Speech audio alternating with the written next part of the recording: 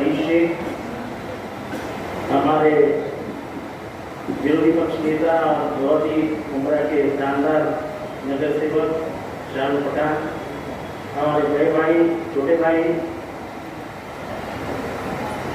बहुत ही बड़ी शख्सियत भाई साहब नजीबुल्लाह, हमारे राष्ट्रवादी कांग्रेस के बहुत ही बेहतरीन अध्यक्ष शमीम खान साहब, जफीर खान जी,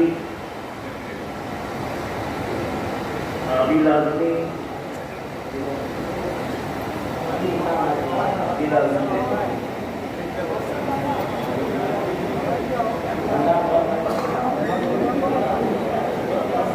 और सब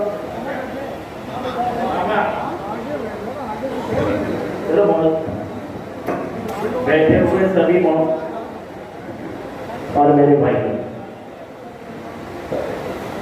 ये बात उतनी ही सच है कि 1857 के संग्राम में जो कलकत्ता में शुरू हुआ और वो चलते चलते जब दिल्ली आया तो ऐसा एक भी पेड़ नहीं था जिस पेड़ पे उलमाओं का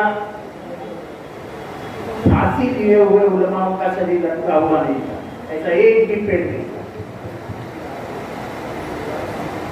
इतने जानी गई, इतने बहादुरी से सब उलमा लड़े कि भारत को आजादी मिल जाए। हालांकि हम 1857 का संग्राम भारत की आजादी की पहली लड़ाई मानते हैं, पर अभी हमें जफर सैयद साहब ने जो कहा कि 1803 में जो आगाज हुआ और सब उलेमाओं ने तय किया कि भारत की आजादी की शुरुआत होनी चाहिए, मेरे ख्याल से वो आजादी के जंग की पहली लड़ाई थी, वो 1803 में।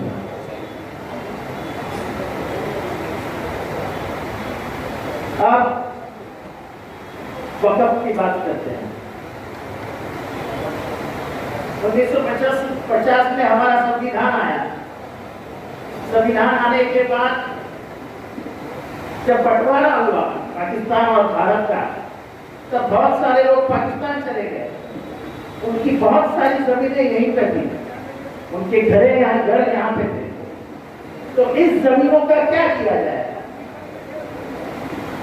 निजाम के जमीनों का क्या किया जाए, अवध के राजा के जमीनों का क्या किया जाए, ये सब सोच में लग गई भारतीय कबीर कैबिनेट, जिसके पंतप्रधान थे नेहरू जी। नेहरू जी बहुत बड़े दिलदार नेता है, तो उन्होंने कहा कि बोर्ड स्थापित करो और उस बोर्ड का नाम अब वक्फ बोर्ड रखा जाए। और फिर ये सब जमीनें जवाहरात इसमें शामिल कर दिए गए। आज इस बोर्ड की कीमत कम से कम 1 लाख करोड़ से ज्यादा है। इस बोर्ड के पास 1 लाख एकड़ से ज्यादा जमीनें हैं। आप दिल्ली, मध्य दिल्ली में जाइए तो आपको जितने भी मकबरे दिखेंगे और उसके नीचे की जमीनें दिखेगी, जिसकी कीमत करोड़ों रुपए है, वो सब वक्फ की जमीन, ताजमहल वक्फ की जमीन है। तो क्या इसकी वैल्यू निकल सकती है? इसकी कोई वैल्यू नहीं, इसकी मोहताजी नहीं हो सकती। तो सरकार की गंदी नजर इसके ऊपर क्यों पड़ी? क्योंकि सरकार गंदी सोचती है, इसकी सोच ही गंदी है। जब इन्होंने 2024 की चुनाव लड़े तब उन्होंने घोषणा क्यों की अब की बार 400 पार? उनको ऐसा लग रहा था कि हमारे अकेले के ताकत के ऊपर और हमारे जो समर्थन करने वाली पार्टियां हैं उनको साथ में लेकर हम 400 पार हो जाएंगे। लेकिन महाराष्ट्र में उनको 31 हमने भी 17 पे उनको लटकाया। उत्तर प्रदेश में भी अखिलेश यादव और राहुल गांधी ने उनको वहां संभाला। करते करते करते वो 240 पे आके रुक गए और किसी भी हालत में टीडीपी और हमारे बिहार के मुख्यमंत्री जो भी है नीतीश कुमार जी, वो मुसलमानों के खिलाफ नहीं जाते। वो तो मुसलमानों के खिलाफ जाएंगे, तो ये अकेले पड़ गए। लेकिन उनको सियासत करनी थी, उनका पॉलिटिकल एजेंडा है मुस्लिम हेट्रेड। बीजेपी का नेचुरल एजेंडा है मुस्लिम हेट्रेड, और ये आज का नहीं है। ये 1950 में जब संविधान आया तो उन्होंने कहा हम ये संविधान मानते ही नहीं है, हमारे लिए संविधान मनुस्मृति है, और मनुस्मृति वो गंदी किताब है जो किसी इंसान को पसंद नहीं आती। मनुस्मृति पढ़कर कोई औरत जान ले देगी, यानी एक भी औरत के लिए एक भी अच्छा लफ्ज मनुस्मृति में नहीं है। ये हिंदुओं की जो वर्ण व्यवस्था आई, जितने जितने नीचे शूद्र आए, वो किसकी वजह से आए? ये मनुस्मृति की वजह से आए। ये पिछड़े और अति पिछड़े कहां से आए? वो मनुस्मृति के माध्यम से आए। तो ये मनुस्मृति हमारी हो नहीं सकती। इन्होंने कहा कि तिरंगा हम मानते ही नहीं है, तिरंगा अशुभ है। डॉक्टर बाबा साहब अम्बेडकर ने संविधान में लिख दिया कि तिरंगा ही हमारा राष्ट्रीय ध्वज रहेगा। सबकी बात तो यह है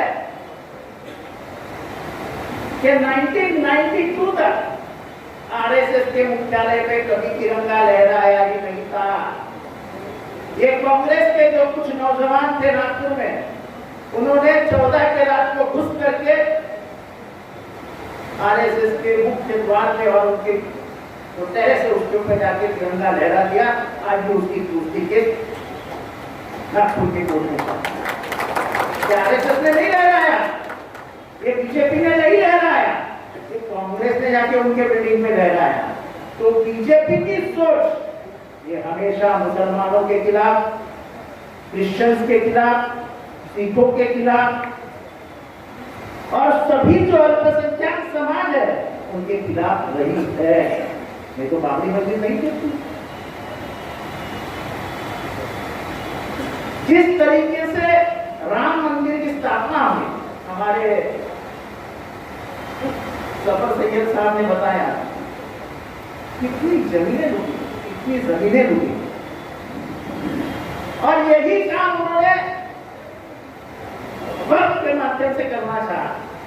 ये उनकी पॉलिटिकल लड़ाई, ये पॉलिटिकल लड़ाई नहीं है, ऐसा मैं मानता ही नहीं। बीजेपी का पॉलिटिकल एजेंडा है कि हिंदुओं को एक करने के लिए मुसलमानों को भड़काओ, उनको गाली दो, उनको कटहरे में खड़े करो, हिंदू खुश हो जाए। कोई हिंदू खुश होता नहीं। अगर हिंदू खुश होता तो महाराष्ट्र में 31 जगह पे हम चुन के नहीं आते। मैं समझ सकता हूं कि 4 जगह ऐसी है जो मुसलमानों ने जिताई, लेकिन 27 जगह ऐसी है जो हिंदू ने जिताई। हिंदू मुसलमान ऐसा कोई जाता नहीं है। जिसको गणतंत्र से प्यार है, जिसको संविधान से प्यार है, जिसको देश की राजनीति से वो नफरत करता है, वो सब लोग एक हो गए। क्या विशालगढ़ का हमला ये सरकार रोक नहीं सकती थी? विशालगढ़ में मैं आपको बताता हूं कि विशालगढ़ के लोगों ने 5 जुलाई को जाके कलेक्टर ऑफिस में कलेक्टर को मिलकर बताया था कि कुछ न कुछ होने वाला है, संभालो। फिर 12 तारीख को पुलिस स्टेशन गए, पुलिस को बताया कुछ न कुछ होने वाला है, संभालो। किसी ने कुछ संभाला नहीं। रात को नौजवान दूसरे ऊपर घुमट की तो ऊपर 12 बजाने थे, 12 बजा दिए। हालांकि उस दरगाह का इतिहास किसको मालूम है? वो दरगाह और वो किला बना था 1058 में, ये कम से कम 1300 साल पुराना है इतिहास। और वही दरगाह के बाजू में शिवाजी महाराज रहे। वो बहुत बड़ी कहानी है, बहुत बड़ी लड़ाई है, लेकिन जिसका संबंध शिवाजी महाराज से आया था, जिस तारा रानी का वो राजधानी थी, उसके ऊपर ही हमला बोल देना ये कौन से धर्म का काम था? नीचे आके गजापुर की मस्जिद तोड़ देना, लोगों की घरे लूटना, ये तो अच्छी बात नहीं थी। लेकिन बीजेपी ने इसको अरेस्ट किया। ये सरकार ये किसी ने मांग की कि उनको अरेस्ट करो, अरेस्ट करवाया नहीं करते, इनकी हिम्मत बढ़ती गई है। अगर मंत्रिमंडल के इनके साथी ही बोलेंगे, कल जो बोला क्या उसका नाम, गगनगिरी के रंगागिरी महाराज, पीछे कौन बैठा था, कौन बैठा था? अगर सुप्रीम कोर्ट ने कहा है कि धर्म के खिलाफ कोई मंच से बोलता है तो तुरंत उसको अरेस्ट कर लो, तो उस आदमी को अरेस्ट कर लीजिए। ये तो सुप्रीम कोर्ट के डायरेक्टिव है, हम नहीं कहते हैं। लेकिन यहाँ पे दंगे हो, ये सत्ताधारी चाहते हैं। महाराष्ट्र के सत्ताधारियों को समझ चुका है कि बीजेपी का जो यहाँ पे रवैया है, उस रवैये से लोग उठे हुए हैं। जिस प्रकार से पार्टियां तोड़ी गई है, जिस प्रकार से सियासत की जा रही है, ये हमारे संस्कृति में नहीं है। और इसलिए ये बिल ऐसा लाया, ऐसे ही लाया था, कुछ इसमें इम्पोर्टेंस ही नहीं था, बिल्कुल नहीं। ये देश को इशारा देने का काम था कि हम क्या कर सकते हैं। ये जब बोलते हम संविधान बदलना नहीं चाहते, तो आसाम में जाके अमित शाह ने ये क्यों कहा कि हम आते ही पहले 3 महीने में मुस्लिम पर्सनल लॉ बदल देंगे। मुस्लिम लॉ पर्सनल लॉ का बदलना मतलब क्या होता है? शरीयत का बदलना। अच्छा, अपने कॉन्स्टिट्यूशन में राइट टू रिलीजन है, धर्म की आजादी है। धर्म की आजादी का मतलब क्या होता है? तो धर्म में जितने भी कानून है, जो भी हम मानते हैं, उसको लेके हम आगे बढ़ेंगे। तो शरीयत धर्म का एक अंदरूनी हिस्सा हो गया। अगर आप शरीयत बदलना चाहते हैं तो इसका मतलब राइट टू रिलीजन बदलना चाहते हैं। राइट टू रिलीजन बदलना चाहते हैं, कॉन्स्टिट्यूशन बदलना चाहते हैं, तो क्यों झूठ बात कर रहे हो? आपका कॉन्स्टिट्यूशन बदलना ये आपके दिल में बैठ गया था, इसलिए आप बोल रहे थे अब की बार 400 पार संविधान और पार। जनता ने नहीं होने दिया। जनता बहुत होशियार है, ये जनता बहुत होशियार है। ये तो उत्तर प्रदेश में राम गोपाल जी हमसे कह रहे थे कि जितेंद्र जी हम 56 जगह गए, और राहुल जी और अखिलेश बोल रहे थे 48 तक हम जीतेंगे। पर अखिलेश का आज भी बोलना यह है कि 6 सीटें हमने जीती है, पर ये बीजेपी ने हमको वहां से अपने स्टाइल में बाजी में रख दिया। हालांकि वो छोड़ दो, अब आते हैं मुद्दे पे। ये वक्त की जो जमीनें हैं वो हमारी बाप की जमीन, वो हमारे पुरखों ने हमारे लिए रखी है। देवस्थान की जो जमीनें हैं वो हमारे पुरखों ने हमारे लिए रखी है। सबसे ज्यादा जमीन किसके पास है? तो क्रिश्चियन चर्च के पास है। ये सरकार की बुरी नजर वो क्रिश्चियन चर्च के ऊपर भी थी। ये सरकार की महाराष्ट्र में देवस्थान की जमीन है, राइट टू इंफॉर्मेशन से निकालो, सबसे ज्यादा जमीनें किसके पास है? आपको नाम पता चलेगा, सब बीजेपी से संबंधित है। चाहे वो वीर में हो, चाहे नांदेड़ में हो, चाहे परभणी में हो, सब लोग बीजेपी से संबंधित है। बीजेपी का एक काम ही रहा है कि जिलाधिकारी के हाथ में उसको तो पालक मंत्री फोन कर देगा, ये जमीन बेटा चल, तो मैं उसका काम पालक मंत्री ने बोल दिया, आदेश निकल गया, तो एक जमीन उसके नाम पे। तो ये जो मैजिस्ट्रेट के हाथ में देने जो कानून में बदलाव लाया था, वो मुसलमानों के जमीनों को साफ कर दिया। ये क्यों जमीनें लाई थी? तो इसको स्कूल बने, कॉलेजेस बने, इसमें मदरसा बने, तो मस्जिद बने, तो कब्रिस्तान बने। मुसलमानों की हक की जो बातें हैं वो क्या है? अब ये क्या मुसलमान कलेक्टर के पास जाए कि हमें कब्रिस्तान दो, हमें कब्रिस्तान दो। अरे मेरी हक की जमीन थी, आपने ले ली और हमें कब्रिस्तान के लिए मांगना पड़ेगा। आप नहीं मांगेंगे, ये पूरा देश हो जाएगा, लेकिन वक्त का कानून नहीं बदलेगा। और हमें बहुत फर्क है कि हमारे नेता हम 3 दिन पहले बारामामा को पूछ चुके, क्या पूछो, मैं 3 दिन पहले बोल चुका था बारामामा को कि वक्त का बिगाड़ा है। तो बहुत लोगों ने मुझे पूछा कैसे पता, की आदत है मीडिया को कर देना, बड़ा मीडिया में वक्त जा रहा है। तो पवार साहब ने इतनी बुलवाई और सभी को कहा कि किसी भी हालत में वक्त का समर्थन करना चाहिए, वक्त की प्रॉपर्टी गवर्नमेंट के हाथ में जाना नहीं चाहिए। और आप आज भी यूट्यूब पे जाके सुप्रिया सुले जी का भाषण सुनिए, वो पहली थी जिसने कहा कि ये पूरा बिल आप जेपीसी को रेफर कीजिए। मैं आपका सभी का धन्यवाद इसीलिए देना चाहता हूँ कि राफेल में इतना बड़ा भ्रष्टाचार हुआ कि पूरा देश पूछा गया, लेकिन मोदी जी की इतनी दादागिरी थी कि किसी का आवाज नहीं उठता था। आप लोगों ने, हिंदू मुसलमानों ने मिलकर जो ताकत दी है अपोजिशन को, और मोदी की बॉडी लैंग्वेज बदल गई। अब जेपी के ऊपर जो दो घोटाले हुए हैं पिछले 2 साल में, सबके ऊपर जेपीसी आएगी, सबके ऊपर जेपीसी आएगी। ये जो स्टॉक एक्सचेंज गिरा और 72 लाख करोड़ का घोटाला हुआ, उसके भी ऊपर जेपीसी आएगी। जिधर जिधर तुमने लोगों पे अन्याय किया है, उधर सब जगह भी जेपीसी लगेगी, क्योंकि अपोजिशन मजबूत हो गई है। और इसलिए वक्त का कुछ होना नहीं है, चाहे वो कुछ भी करे, वक्त का कानून नहीं पास होता, हम बात नहीं हो देंगे, हिंदू मुसलमान एक हो जाएंगे, लेकिन वक्त व्यवस्था चीजों की जगह और क्रिश्चनों की जगह जो धर्म से जुड़ी हुई है, उसको किसी भी हालत में हाथ नहीं लगा देंगे, हम जान दे देंगे, लेकिन भारत की जो आजाद मानसिकता है उसको बनाने में नहीं बदलेंगे। बहुत बहुत शुक्रिया। अब अपने तमाम मेहमानों का शुक्रिया, आने वाले तमाम सामीन का शुक्रिया, और आज की मजलिस के अख्ताम का ऐलान है।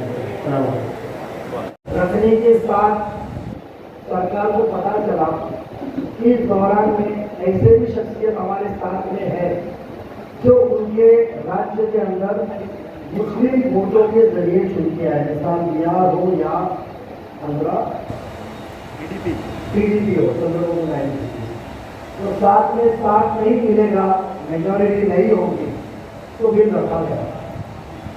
कुछ साल पहले कांग्रेस ने बहुत ही बड़ी तादाद से पूरे हिंदुस्तान में जंग छेड़ी थी राफेल के ऊपर। आज ज्वाइंट पार्लियामेंट्री कमेटी मुस्तकिल की है और सरकार ने मानी है। 3 साल पहले, 3 महीना पहले ओलामा दौरान ने इस देश को बता दिया कि जब हम रुख बदलना चाहे तो बदले। कुछ साफ तौर पर कहना चाहूँ तो यह बिल रखा गया है।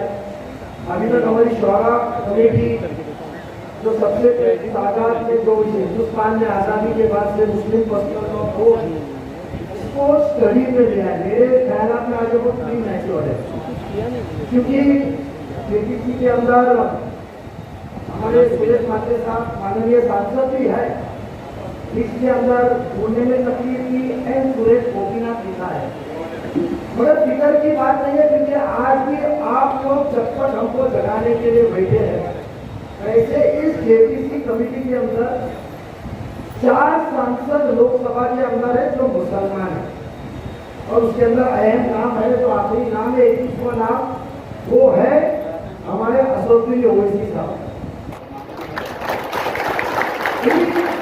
सियासत के अलावा हो गए कौन को एक रहना चाहिए। शहरियत का मसला है, औहदे आएंगे जाएंगे। मैं फिलहाल जो पार्टी में हूँ सत्ताधारी के साथ है, तो कौन के आगे औहदा भी नहीं है, पार्टी भी नहीं है, कुछ नहीं है, जो शहरियत को हाथ जिम्मेदारी आखिर में हर मोमिन तो आखिरत की सोचता है। दुनिया है तो कुछ दिन यहाँ से निकल के अल्लाह की मर्जी क्या रहेगी कुछ पता नहीं, कौन मार देगा कौन क्या हो जाएगा पता नहीं है, पर आखिरत की सोच है तो शहरियत के मामले में होगा नहीं। फिगर की बात दूसरी इसके लिए मुद्दे थे प्री मैच्योर, मैंने बहुत जिम्मेदारी के साथ कहा कि अभी तक आवाम का मुद्दा नहीं है, इसको पॉलिटिकल एजेंडा में कन्वर्ट नहीं होना चाहिए, क्योंकि जो राज्यसभा के 10 सदस्यों को चुना गया है उसमें से भी 4 हमारे सांसद मुसलमान हैं। हमारे को हमारी नुमाइंदगी, मैंने आपको मिसाल दिया है राफेल, कांग्रेस यूनाइटेड ऑपोजिशन ने कश्मीर से लेकर कन्याकुमारी तक आवाज उठाएंगे रफाल की जेपीसी की जाए, बस अच्छी कही है। 3 महीने की थोड़ी सी हवा हमने पंखे का रूप बदल के बताया कि गर्मी तुमको भी हो सकती है, हमारे को छेड़खानी करो मत। फिर में कहा गोदन हुआ और को जेपीसी अनाउंस की गई और लिस्ट इंटरनेट पे भी है, पार्लियामेंट्री बोर्ड के वेबसाइट पे भी है। वोट के बगैर से इतना ही कहूँगा कि हमारे मोदी जैसे हम जैसे छोटे समाज सेवक जिंदा है कि शहरियत को कोई हाथ लगाने से नहीं है, होने नहीं के लिए चलेगा। वैसे ये सांसद भी उतरेगी के साथ एक सांसद का नाम लिया, वो तो कांग्रेस में कॉम्प्रोमाइज नहीं करेगा, तो ना बाकी के कोई करेंगे। मैं तो कहूँगा इसके अंदर आखिरी बात, मेरे एक ही आखिरी बात ऐसा है कि हजरत चाहता हूँ मैं बहुत, आप दीन से जुड़े हुए, दुनिया से बढ़कर दीन होता है और दीन के रास्ते में ही चलना हमारे ज्ञान रचने से करता हूँ। इसलिए कहता हूँ 3 बार खत्म कर चुका हूँ, एक करने के बाद दीन के जरिए ही दुनिया में चलना है। कुरान हमको दुनिया ही सिस्टम सिखाने के लिए नाजिल हुआ गया है। तो इतना कहूँगा कि इसको सियासत में तो मुसलमान ने अपनी ताकत बता दी। हमको इसको किसी को भी हमको आज तक हमको कठपुतली बनाया गया हमारे मसले मसाइल को प्रेजेंट करके कि ये तुम्हारा मसला है, तुम हमारा साथ नहीं दिए तो तकलीफ होगी। हम कठपुतली नहीं है, आप जैसे हमको जगाने के लिए बैठे हैं, तो बेशक कोई किसी पॉलिटिकल फायदे के लिए कोई एजेंडा ना हो, यही एक रिक्वेस्ट है कि बेशक मगर हर मोदी हर नुमाइंदा हो, नगर सेवक हो कि खासदार हो, हर एक जन इसका साथ देगा। इसका जहाँ तक मुस्लिम पर्सनल लॉ बोर्ड आपकी जो कमेटी शोभा कमेटी है देवबंद या दूसरे मसले की मामले उनकी कमेटी जो मुख्तसर जो राह बताएगी वो राह पे हर मोदी चलेगा, इंक्लूडिंग मैं और मेरे साथी। ये वादा देता हूँ, फिक्र जताई उसके लिए जजा करता हूँ। खैर इतना याद रखिए कि भाई ये फिक्र को हमारी कौन सी फिक्र रहे, उसके लिए कोई जाति सियासती प्लेटफॉर्म ना बने। ये जितने जाति मेरी कुछ गलती हो, छोटा हो, बड़ी बात से होगा तो माफी चाहता हूँ। माफी मांगने वाला आपने ही हमको मदरसे में पढ़ाने सिखाया, बड़ा दिन का होता है तो बेशक कुछ गलतियों को माफ करना मौलाना अब्दुल वहाब कादरी साहब, मौलाना सलीम रहमान नकवी साहब, मौलाना अयूब साहब, सभी दिगर उलेमा इकराम और स्टेज यहाँ पे मौजूद हमारे देवरिया के खासदार खाना माधव साहब, इस राज्य के माजी मंत्री जितेंद्र रावत साहब, मेरे अजीज दोस्त कॉरपोरेशन से जिनसे हमारा ताल्लुक रहा है, मेरे बड़े भाई रईस शेख साहब, काफ़ी सवाल प्रधान जी, उसके अंदर हमारे कबीर भाई, बिजनेसमैन सलीम खान साहब, हकीम साहब, मेरे राष्ट्रवादी कांग्रेस पार्टी के इस शहर के जिला अध्यक्ष साबिक तौर पर। तो आपको भी माइक मिला, मैंने तो मुख्तसर में बात की ना, मैं तो कहूँ कि मेरा जो वक्त के मुताबिक है और जो वक्त के हक में बात करना है, हमने सीधा कहा कि हम लोग मुस्लिम पर्सनल लॉ बोर्ड को फॉलो करते हैं, जो शहरिया की जिम्मेदारी है। और जो शहरिया को कोई हाथ लगाए तो हम कोई भी सियासत में हो तो शहरिया के साथ में जरूरत पड़ी मुसलमानों को तो सबसे पहले मुझे मुल्क नहीं कर सकते।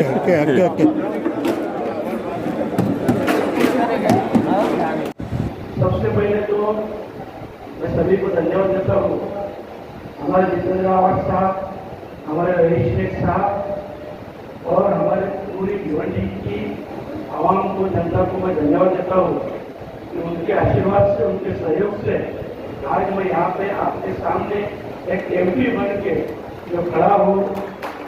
ये सभी हमारे भिवंडी वासियों की, हमारे आवाज साहब, हमारे आदरणीय शरद चंद्र जी पवार साहब, इनके आशीर्वाद से आज खड़ा हूँ।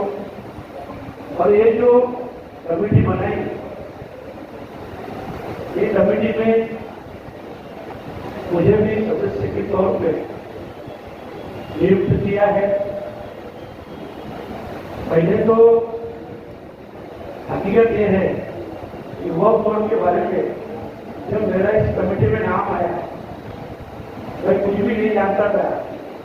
तभी मैं साहब के बदले में गया, आवाज साहब के बदले में, अगर उनके बाद में टाइम नहीं था कभी 5 मिनट में उन्होंने जो समझाना था, मुझे पहले तो वक्त का मतलब समझाया। वक्त मतलब हम लोग मराठी में दान बोलते हैं। ये जो जमीन है, ये दान की हुई जमीन है। जब कोई भी समाज, कोई भी संगठन आगे चल के फ्यूचर में जो भी सामाजिक कुछ काम रहते हैं, जैसे स्कूल है, हॉस्पिटल है, और भी जो समाज के कामकाज के लिए, अच्छे कामों के लिए, ऐसी जमीन के जो भी बहुत साल पहले राजा महाराजा ने अपने पुरखों ने जमीन दान की है। और ऐसा नहीं कि ये जमीन वक्त में दान की है, ये मंदिर के भी ट्रस्ट में दान की है, ये और भी ट्रस्ट में दान किया है।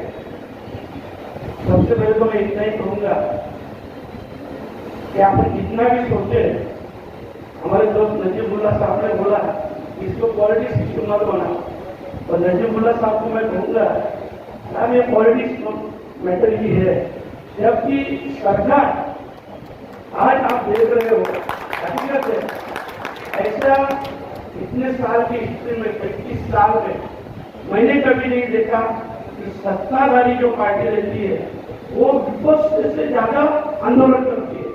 ऐसा कभी आपने देखा है?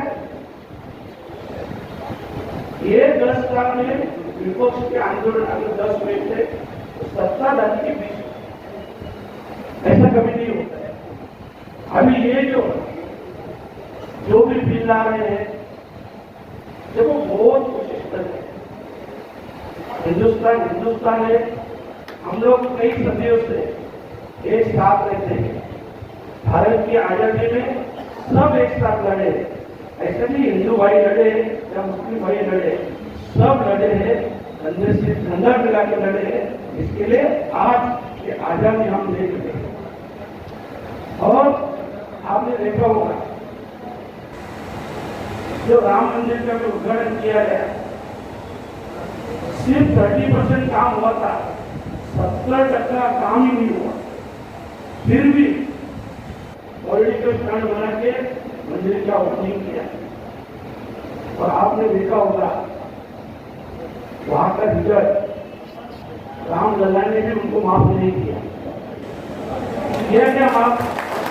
राम लल्ला ने भी उसको बताया कि भाई हिंदुस्तान है, यहाँ पे राम मंदिर साथ में रहेगा। तो ये जो सब सरकार जब 10 साल होने के बाद भी डेवलपमेंट क्या हुआ ये बताने से पहले, जब भी कोई भी नेता खड़ा रहता है तो पहले गांधी घराने को गाली देता है, उनके खिलाफ बोलते हैं, फिर पूरी कांग्रेस जो है, ये है वो है। मेरा कहना है कम से कम 5 साल हुए, 10 साल हुए, अभी तो आप बताओ कि 10 साल में हमने क्या डेवलपमेंट की।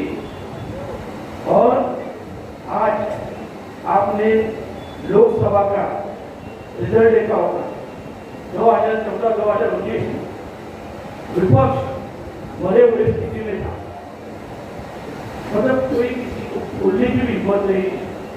आज 2024 में देख रहा हूं, आज की हकीकत ये है कि ये जो सत्ताधारी है ना, ये डरे हुए हैं, ये वहां पे डिसीजन नहीं ले पा रहे हैं। और इतना जम के विरोध विपक्ष कर रही है, हम खुद देखते सभागृह में, बहुत अच्छा लगता है।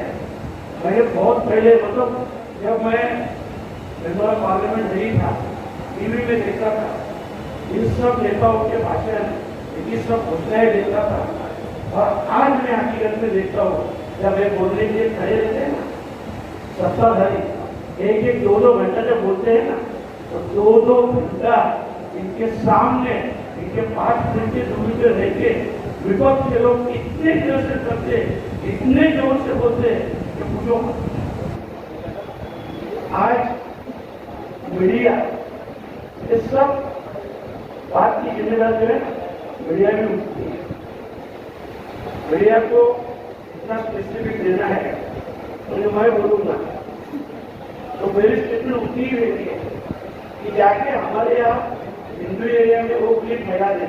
देखा ना आपने, ये तो मुसलमानों की तरफ से बात करते हैं, तो ये सब जो बातें हो रही है, मैं इतना ही कहूंगा, देखो ये लोकसभा में अपन सब एक हुए, इसके लिए आज मजबूती से विपक्ष पार्लियामेंट में खड़ा है।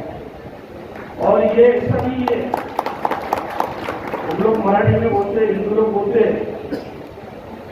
कि आपको मंदिर का कलश कब दिखाई देगा, जब इसका पाया फाउंडेशन मजबूत रहेगा तब। और आने वाला फाउंडेशन के लिए भी, तो आने वाले कुछ भी हो जाए, देखो अगर ये पॉलिटिक्स नहीं है तो गवर्नमेंट को बिल लाना ही नहीं था, उनको मालूम है ये बिल मंजूर नहीं होगा, इसमें बहुत सारी तकलीफ है, फिर बिल तो लाया ना, क्योंकि हम लोग आपस में एक दूसरे दूर हो जाए और उनको जो चाहिए कि हिंदू एक हो जाए, मुसलमान अलग हो जाए।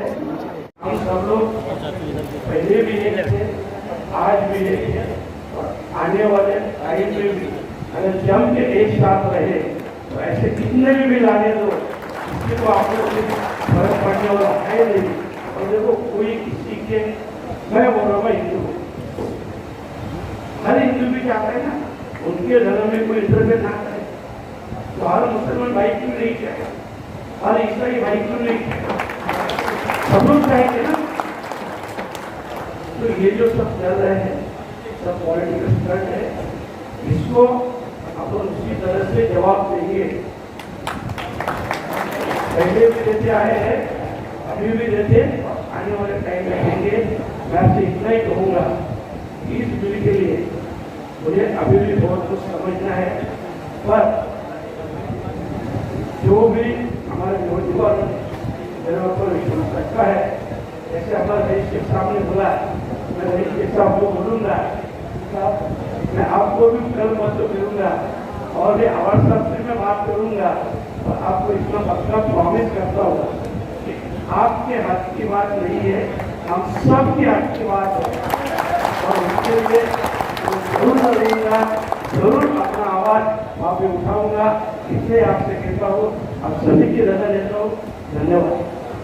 जी जो खड़े जिला के अध्यक्ष है मौलाना आसिफ भाई और सभी उलेमा, हमारे नेता आदरणीय जितेंद्र जी आवाज साहब, हमारे रईस शेख साहब, जमील खान साहब, नजीब मुल्ला जी, चालू पठान, शाहिद खान, साजम आजमी, अभिजय आजमी, मंच में उपस्थित सभी